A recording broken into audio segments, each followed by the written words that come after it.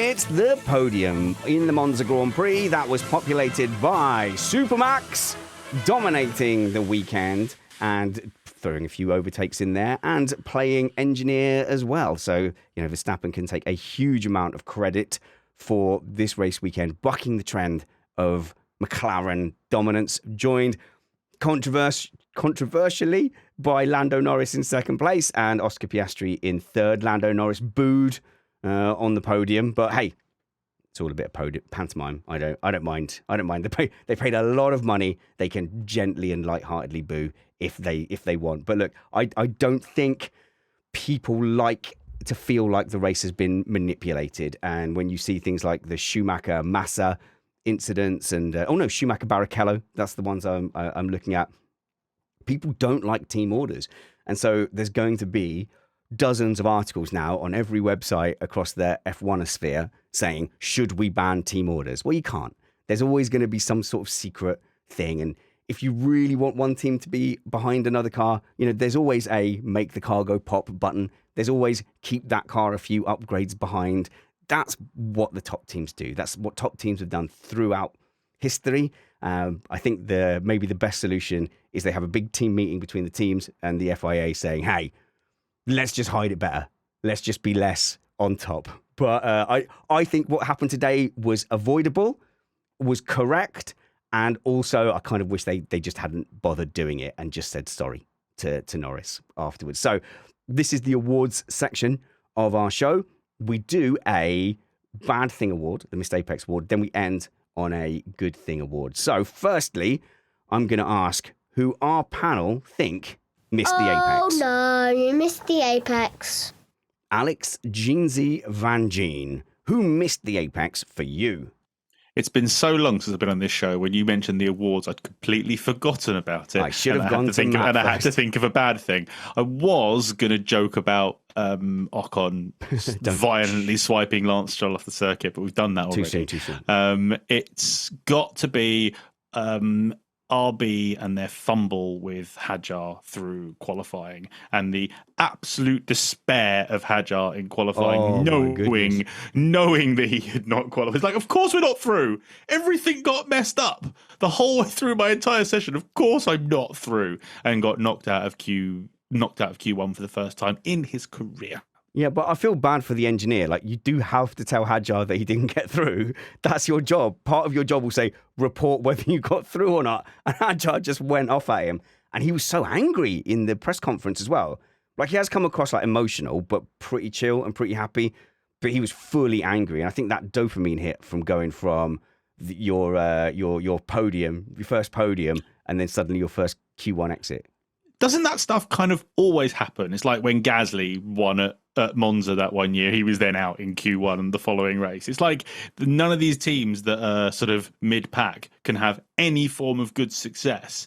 They have to then be massively hit with something terrible the following race. Yeah, the F1 gods are cruel. And who else has been cruel throughout this whole live stream is Matt Two Rumpets.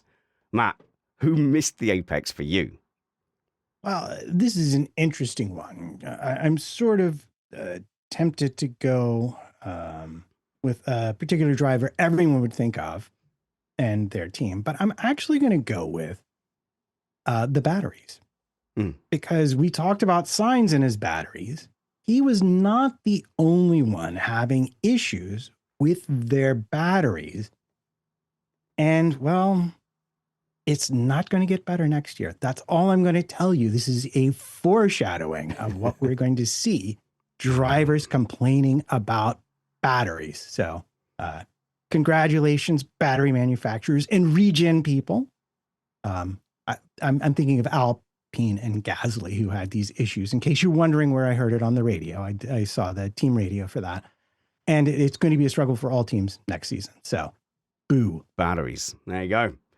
I'm going to give it to this inanimate carbon rod. No, I'm going to actually give it to Lando Norris for offering to let Piastri have the first stop. They weren't thinking about it. No one was asking you to put yourself in that position. You fully suggested it and then, came up with all the caveats like, oh, as long as it doesn't undercut me. Oh, no, it definitely won't. And to be fair, it definitely didn't in the end. it didn't because the team corrected it. But yeah, the cause of all that is like Lando Norris, please stop. Don't help Piastri again. You've got 11 starts, including sprint races. You need to win 10 of them. You've got one mulligan, but you need to go and par, or you need to go and par 10 holes out of 11. You can have one where you slip up and have a bogey. No more helping Piastri, because you got to go and win, particularly Baku, Vegas, and Singapore. The tracks where some other teams might enter into the mix. Got to win those. And all of that is like, look forward. Look at what you're doing. Please don't think about your teammate. The constructors' title is done. They are 4,000 points in the lead right now. You do not have to think about what is best for the overall team positions. So let's end on our positive award, which is the thing of the weekend. Alex Van Geen, who kissed the apex for you. Isaac Hadjar going from pit lane to points. Just a stellar drive from him. He did a absolutely fantastic job. Been doing all the things that he's been doing all season long. I like Hadjar. I'm wearing a Hadjar top. Just wanted to point that out. But I can't find the 6. There it is. There's the proof. There's the 6. I am wearing a Hadjar. Is there another number on the other side, though? No, you think I'm going to have Lawson's number on my shirt? No, but don't they just print both numbers on? No, I got to choose because it was like a special Hugo giveaway thing. Was there just a massive pile of Lawson ones? No, there was a massive pile of Visa Casap shirts. This is the special Silverstone livery with the Slawn things. No, you said you got to pick a Hadjar one. So was there just a massive pile of Lawson ones? The number. Oh, yeah, the numbers. So I got to pick the 6. Yeah, there's just like a ton of whatever number Lawson is. Don't even know what number he is. No, don't care. Yeah. Do you know how hard it was for me to blame Sonoda over Lawson in the Whose Fault Is It? But anyway, that's your thing of the weekend. Matt Trumpets, who kissed the apex for you? Well, I've talked about him a couple of times, but it's Albon in the Williams going alternate strategy, 9 places, finishing 6th, not even looking like he worked that hard. Plus giving an amazingly detailed and informative post-race interview. Thanks for all the extra technical info. He's good at that. I do appreciate it. He is good at that. Yeah, he is good for that kind of thing. Yeah. And I just absolutely have to give it to Max Verstappen's setup and wing choice for the weekend. And look, it's not interesting to say he drove well. We just know he drives well. His percentage of driving well and making mistakes is amazing. Like he barely puts a foot wrong. His hit rate on delivering what he can deliver is massive.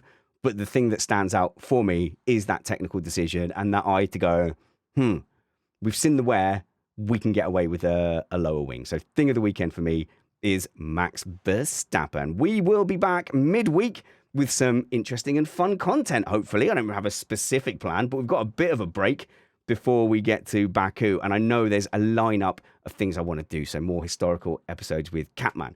We want to catch up with ex-strategist Mike Caulfield. We want to have news shows. We want to have mailbag shows. So we will be here. Make sure you subscribe. Right, I looked on the statistics and the amount of people on the audio that find us through a Google search. Same with YouTube. Find us by typing in Missed Apex. No, actually subscribe on the platform that you're listening to. That really, really helps, especially if you have it on auto download on your podcast player. So you're downloading it, ready for your Monday morning commute, but it shows up on the charts on a Monday. And please tell a friend that Missed Apex is kind of okay. It's kind of fun. Tell them to tune in and give us a go. Until we see you next, work hard, be kind, and have fun. This was Missed Apex Podcast.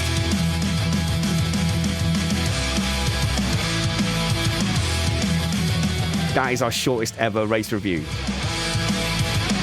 That was a specific target of mine, was like, yeah, let's see if we can make it 58 minutes instead of 59.9.